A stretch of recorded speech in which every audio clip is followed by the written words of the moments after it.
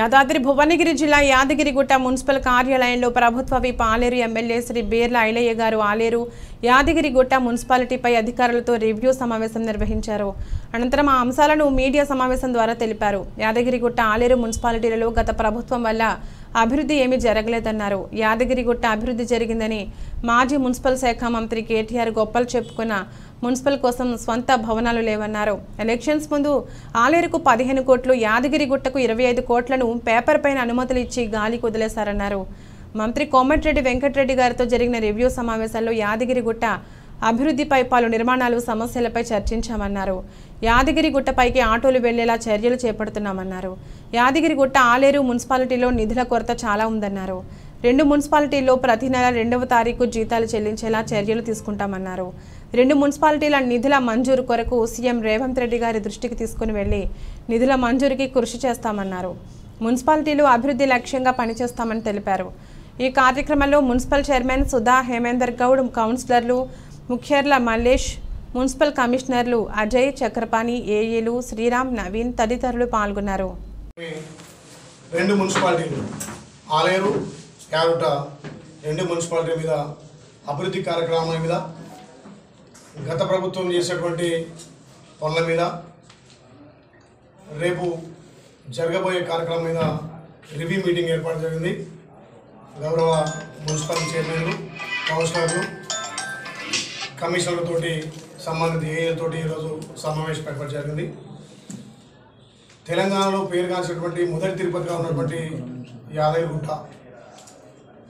దీన్ని యాదాద్రిగా మార్చినటువంటి గత ముఖ్యమంత్రి, మాజీ ముఖ్యమంత్రి కేసీఆర్ ఎంతో ప్రతిష్టాత్మకంగా యాదగిరిగుట్టను అభివృద్ధి చేసిన, యాదగిరిగుట్టను డెవలప్ చేసిన అని చెప్పిండు. మరి 2 మున్సిపాలిటీలకు సంబంధించినటువంటి మాజీ మంత్రివర్యులు కేటీఆర్ గారు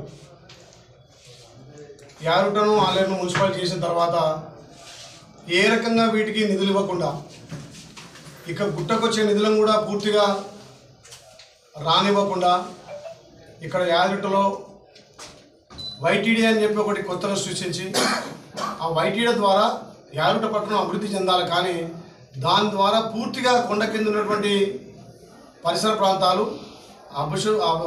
అశుభ్రంగా డెవలప్మెంట్ నోచుకోకుండా ఏ ఒక్క ట్యాక్స్ కట్టినా ఇక్కడ సుమారు 7 గ్రామాలు గుట్టతో సహా 7 గ్రామాలు నిధులు మొత్తం వైటీడీ పోతున్నాయి.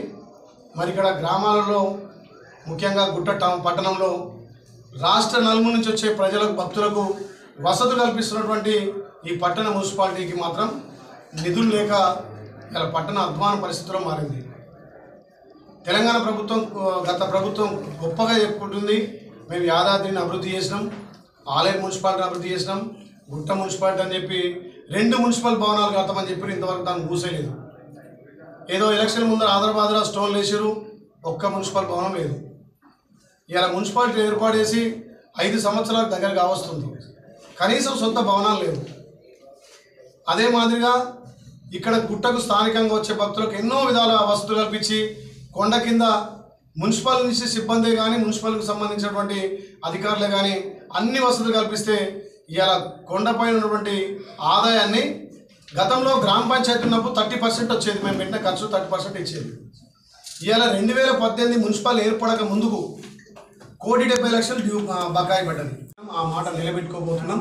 9.5 సంవత్సరాలు అధికారంలో ఉండి రాష్ట్ర ముఖ్యమంత్రిగా 9.5 సంవత్సరాలు చేసినటువంటి కేసీఆర్ కానీ ఇక కేటీఆర్ మాట్లాడుతూ పొంతలేని మాటలు, మరి తెలుగుని మాట్లాడుతుండా, అధికారం కోల్పోయిన బాధతో మాట్లాడుతుండా, ఇంకా నేనే మంత్రి అనుకున్న అహంకారంతో మాట్లాడుతుండా, పిచ్చి మాటలు మాట్లాడుతున్నాడు.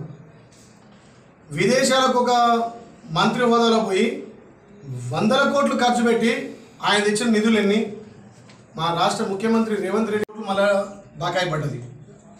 ఇలా మున్సిపల్ మంత్రిగా ఉన్నటువంటి మాజీ మంత్రి కేటీఆర్ గొప్పగా చెప్తాడు, మేము మున్సిపాలిటీని అభివృద్ధి చేసినాం, యాదగిరిగుట్టను అభివృద్ధి చేస్తామని చెప్తున్నాడు.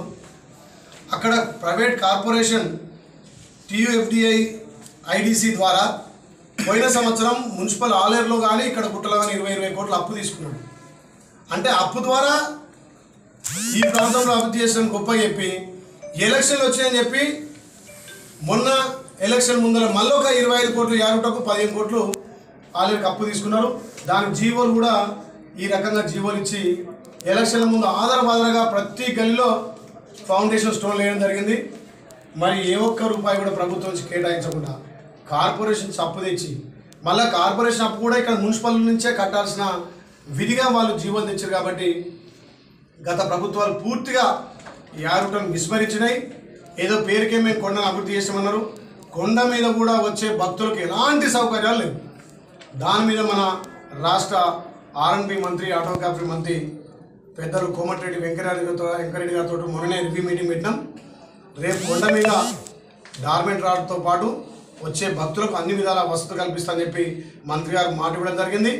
రేపు గౌరవ ఆర్ఎండ్బి మంత్రి కూడా యారుటను సందర్శించి ఆలేరులో పలు అభివృద్ధి కార్యక్రమాలకు శంకుస్థాపనతో పాటు ఈ ఉన్నటువంటి ఆలేరులో రివ్యూలతో పాటు రేపు కావాల్సినటువంటి సదుపాయాలను సమకూర్చడం కోసం ఇక్కడ రోడ్లే కానీ భవనాలు కానీ ఏర్పాటు చేయడం కోసం గౌరవ మంత్రి గారు రేపు రాబోతున్నారు. కాబట్టి ఆయన ఆధ్వర్యంలో మళ్ళీ యారుటను పూర్వవైభవం తేవడానికి గతంలో ఎవరైనా భక్తులు వచ్చి ఒక రోజు నివాసం ఉండేట్టుగా డార్మెంట్ హాల్ ఉండేది. వాళ్ళకి అన్ని విధాల షాప్స్ కానీ అక్కడ వసతులు కల్పించేది. ఇవాళ 10 దాటితే కొండ మీద భక్తుడు ఉండే అవకాశం లేకుండా చేసి కేసీఆర్ పేదోడికి దర్శనం ఫ్రీగా ఇచ్చే బదులు కాస్ట్లీ దర్శనం చేసాడు. పేదోడు కార్లు వస్తే 500 కట్టాలి. ఇలా పేదోళ్ళు గుట్ట బస్ స్టాండ్లో బస్ దిగి మళ్ళీ కొండపై దాకా నడుచుకుంటూ పోవాలి. లేకపోతే ఇంకో బస్ స్టాండ్కి పోవాలంటే కిలోమీటర్